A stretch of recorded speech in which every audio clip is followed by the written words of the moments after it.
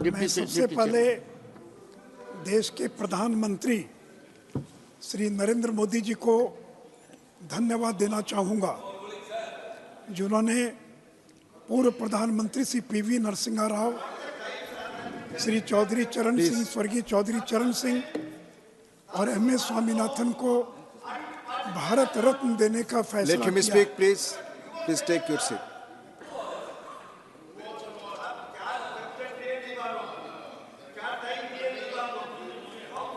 इनको बैठाइए पहले। Please take your seat. Already discussion has started, Keshav Rao ji.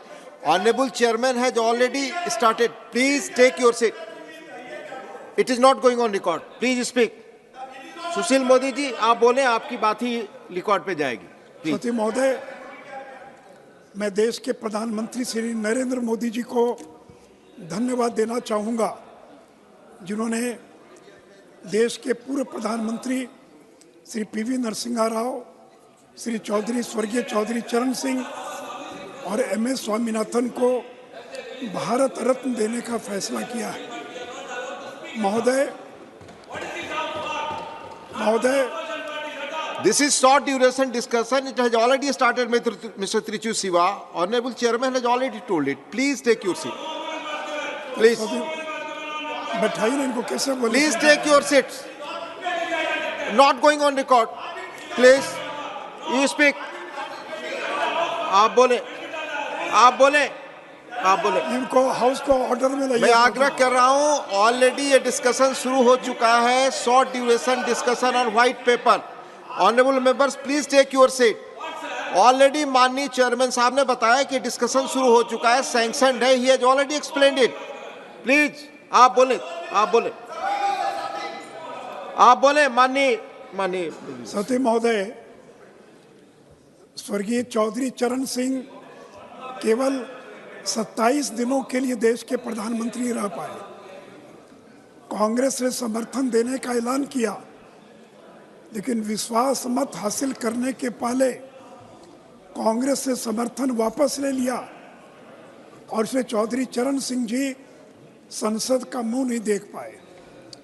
और उसी प्रकार PV Narasimha Rao, white paper पे आप बोल रहे हैं? उसी पर बोल रहा हूँ जी, बोले। पीवी नरसिम्हा राव जो आर्थिक सुधार के जनक हैं, जिन्होंने 1991 का इकोनॉमिक रिफॉर्म किया, उस नरसिम्हा राव के शरीर का दाह संस्कार दिल्ली में नहीं होने दिया गया। नरसिम्हा राव जी का दाह संस्कार आंध्र में ले जाकर किया गया। उनका स्मारक कांग्रेस ने बनाने का काम नहीं किया। उनका स्मारक नरेंद्र मोदी की सरकार ने और दिल्ली में बनाने का काम किया। सती महोदय, जो नरसिम्हा राव इकोनॉमिक रिफॉर्म के लिए जाने जाते हैं, उस रिफॉर्म को आगे ले जाने में कांग्रेस के लोग नरसिम्हा राव इकोनॉमिक रिफॉर्म को भूल गए। सती महोदय, 2014 में जब नरेंद्र मोदी जी प्रधानमंत्री बने, उस समय देश की अर्थव्यवस्था नाजुक स्थिति में थी। पब्लिक फाइनेंस बुरी अवस्था में था। आर्थिक कुप्रबंधन और वित्तीय अनुशासनहीनता थी।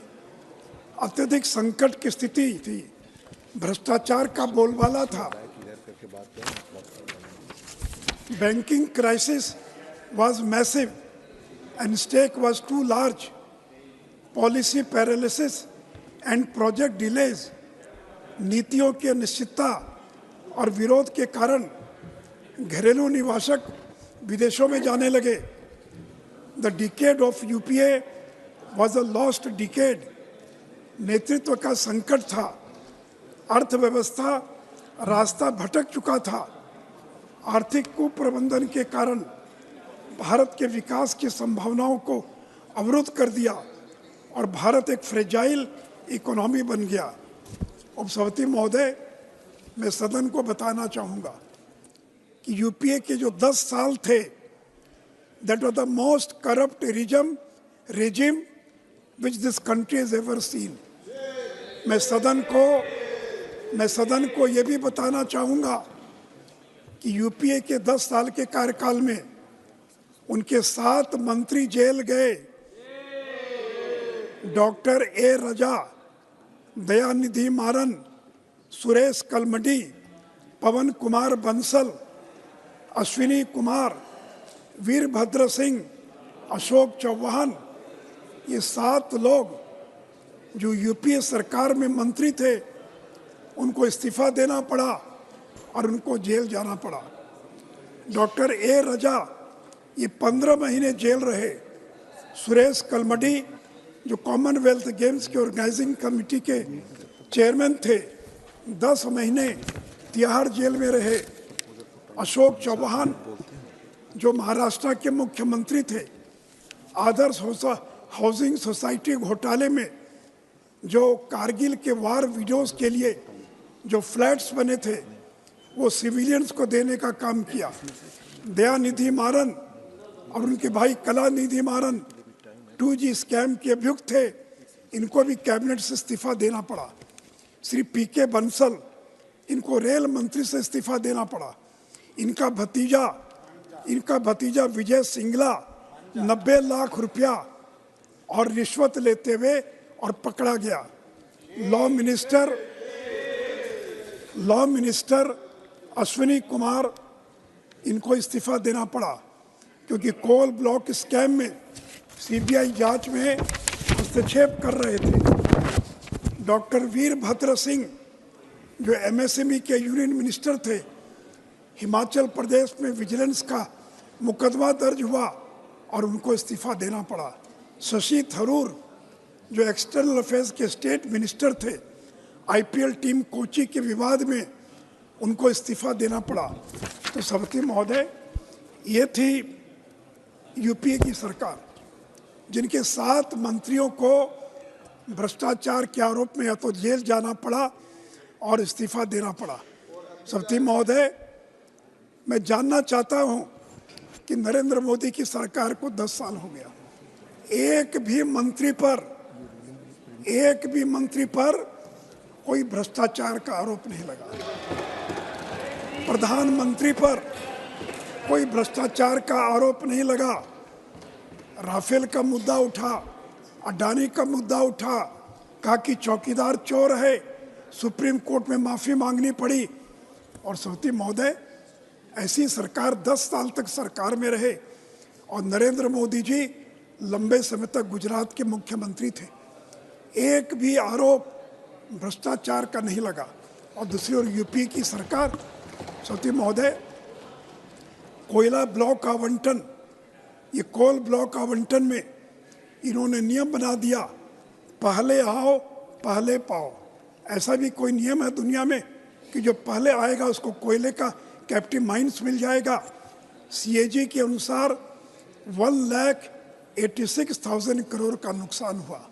सुप्रीम कोर्ट ने 2014 में ऐसे आवंटन को रद्द कर दिया।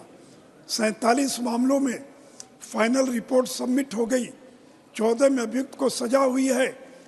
और दूसरी ओर जब नरेंद्र मोदी प्रधानमंत्री बने तो कोयले का ट्रांसपेरेंट तरीके से ऑक्शन हो रहा है, कोयले का रिकॉर्ड उत्पादन हुआ है।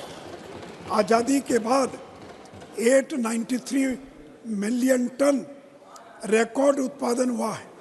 2014 की तुलना में 57.8% उत्पादन में वृद्धि हुई है। सभापति महोदय, कोयले के कारण जो भारत पावर डिफिशिएंट था, India is become power sufficient country. 2014 के बाद 1,96,000 मेगावाट जनरेशन कैपेसिटी का इजाफा हुआ है। ग्रामीण क्षेत्रों में जहाँ पहले 12 घंटे बिजली थी, अब 20 घंटे बिजली मिल रही है। और अर्बन क्षेत्रों में 23.8 घंटे बिजली मिल रही है। सती महोदय, 2G स्कैम कौन नहीं जानता है? 1,76,000 करोड़ का घोटाला हुआ। जो पोटेंशियल रेवेन्यू लॉस है वो 1,76,000 करोड़ है। नरेंद्र मोदी की सरकार बनी। Please take your seat, please. आप बोले। सौती महोदय, nothing is going on record, let him speak please. पारदर्शी तरीके से हुआ है। 5G को दुनिया में सबसे फास्टेस्ट तरीके से रोल आउट किया गया। आज देश के 98% गांव में 5G और 4G पहुंच चुका है। और सती महोदय, जहां यूपी के ज़माने में 2G स्कैम हुआ, वहां 5G के कारण 3 लाख करोड़ सभी टेलीकॉम सर्विस प्रोवाइडर को ग्रॉस रेवेन्यू प्राप्त हुआ है। तो इतना ही नहीं, तो 5G के स्पेक्ट्रम ऑक्शन से सरकार को 1.5 लाख करोड़ का फायदा हुआ है। सती महोदय, UPA decade was a lost decade for telecom. BSNL को बर्बाद कर दिया इन लोगों ने। BSNL जो 2004 में $6 बिलियन की कंपनी थी, 2014 में वो लॉस मेकिंग कंपनी में बदल गई। और जब नरेंद्र मोदी की सरकार बनी तो BSNL को रिवाइव करने के लिए 3.22 लाख करोड़ 3 पैकेज हमारी सरकार ने देने का काम किया और आज BSNL का रिवाइवल हो चुका है। सौती महोदय, कॉमनवेल्थ गेम्स 12 दिन का गेम था और जिसमें 70,000 करोड़ का घोटाला हुआ। और भारत में G20 हुआ, 1300 करोड़ खर्च हुए, पूरे देश में कार्यक्रम हुआ, लेकिन एक भी कहीं कोई गड़बड़ी नहीं हुई। सौती महोदय, हेलीकॉप्टर खरीद में ऑगस्टा वेस्टर्न घोटाला, हॉक एयरक्राफ्ट परचेज घोटाला, पायलटस बेसिक ट्रेनर एयरक्राफ्ट घोटाला। सती महोदय, नौकरी में रेलवे की नौकरी के बदले जमीन लिखवाने का काम। सती महोदय, मैं केवल भ्रष्टाचार पर अगर बोलता चलूं तो इनकी सरकार हिंदुस्तान में आज़ादी के बाद सबसे भ्रष्ट सरकार कोई थी तो यूपी की सरकार थी। सभापति महोदय, बैंकों को इन लोगों ने बर्बाद कर दिया। अर्थव्यवस्था में बैंकिंग की सबसे बड़ी भूमिका है। जब अटल बिहारी वाजपेयी 2004 में पदमुक्त हुए, उस समय अटल बिहारी वाजपेयी ने एक अच्छी अर्थव्यवस्था सौंप कर गए थे। सभापति महोदय, 99 के अंदर सितंबर 2013 में यूपीए सरकार में जो NPA था वो 12.3% पहुंच गया और कॉमर्शियल लैंडिंग में राजनीतिक हस्तक्षेप होने लगा। और मार्च 2004 में जहां ग्रॉस एडवांस 6.6 लाख करोड़ था, वो 8 साल में बढ़कर 39 लाख करोड़ हो गया। सौती महोदय, 6.6 लाख करोड़ से बैंकों का लोन बढ़कर 39 लाख करोड़ हो गया। बैंकों को फोन पर निर्देश जाता था, फलाने उद्योगपति को कर्जा दे दो, और बैंक फोन बैंकिंग के बदौलत कर्जा दिया करता था। और आज क्या स्थिति है सौती महोदय, 2023 में GNPA 4.4%, नेट NDA केवल 1% है। और आज बैंकों का स्वर्ण युग है। This is the golden era of banking. आज सारे पब्लिक सेक्टर बैंक्स फायदे में हैं। 1 लाख करोड़ से ज़्यादा का प्रॉफिट 22-23 में बैंकों को हुआ है। और सौती महोदय, बैंकों को अगर आज फायदा हुआ है तो उसमें भारत सरकार ने 3.10 लाख करोड़ 5 साल में रिकैपिटलाइज करने के लिए और बैंकों को पैसा देने का काम किया है। सभापति महोदय, इन लोगों को मौका मिला आर्थिक सुधार करने का। नरसिंहा राव का नाम लेते हैं, लेकिन 2004 के बाद एक भी आर्थिक सुधार इन लोगों ने नहीं किया। और जब नरेंद्र मोदी की सरकार बनी तो हमने इस देश में GST को लागू किया, सभी राज्यों को लेकर GST लागू किया। आपने तो घोषणा की थी कि 2010 में GST लागू करेंगे। मैं जानना चाहता हूँ कांग्रेस के लोगों से, यूपीए के लोगों से, 2010 में GST लागू क्यों नहीं कर पाए? और जब नरेंद्र मोदी की सरकार बनी तो 2017 में इस देश के अंदर जीएसटी लागू किया गया और जीएसटी के कारण प्रति माह 45,000 करोड़ की बचत परिवारों को हुई है दिसंबर 17 से लेकर मार्च 2023 तक। सभापति महोदय, 2004 की स्थिति और आज 2014 में क्या स्थिति है? आज इन्फ्लेशन नियंत्रण में है, विकास दर 7% से ज़्यादा है जो दुनिया की सर्वाधिक विकास दर है।